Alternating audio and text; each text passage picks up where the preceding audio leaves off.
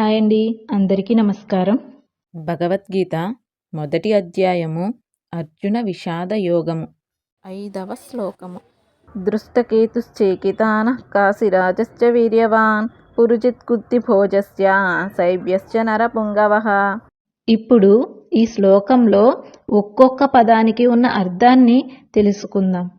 ఇక్కడ అర్థమే కాదండి, ఈ శ్లోకాన్ని మనం ఏ విధంగా విడగొట్టుకుని చదువుకోవాలి అనేది కూడా మనకు అర్థమవుతుంది.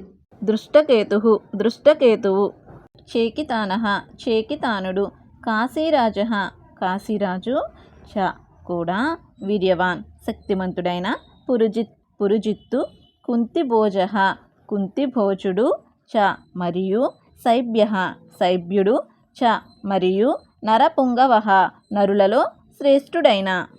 ఇప్పుడు ఈ శ్లోకం యొక్క భావాన్ని తెలుసుకునే ప్రయత్నం చేద్దాం. ఇక్కడ దుర్యోధనుడు ద్రోణాచార్యుల వారికి పాండవ సైన్యంలో ఉన్న మహావీరుల గురించి వివరిస్తూ ఉన్నారు.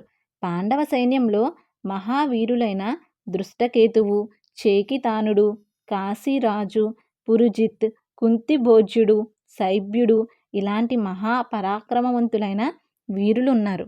దానిలో మొదటివారు దృష్టకేతువు. ఇతను శిశుపాలుని పుత్రుడు. రెండవవారు చేకితానుడు. ఇతను యదువంశంలోని వీరుడు. ఇతను పాండవుల ఒక అక్షోహిణి సైన్యానికి సైన్యాధిపతిగా వ్యవహరించారు. మూడవవారు కాశీరాజు. ఇతను ధర్మబద్ధంగా యుద్ధం చేయటం కోసం పరమధర్మాత్ములైన పాండవుల పక్షాన యుద్ధానికి వచ్చారు. తరువాత వారు పురుజిత్, కుంతిభోజ్యుడు. వీరిద్దరూ కుంతిదేవికి సోదరులు. తరువాత శైబ్యుడు. ఇతను ధర్మరాజుల వారికి మామగారు. వీరందరూ కూడాను ధర్మం కోసం నిలబడ్డారు. దీని అర్థం ధర్మబద్ధమైన పనులు మాత్రమే చేయాలి. మనం చేసే ఈ ధర్మకార్యాలే మనల్ని రక్షించగలుగుతాయి.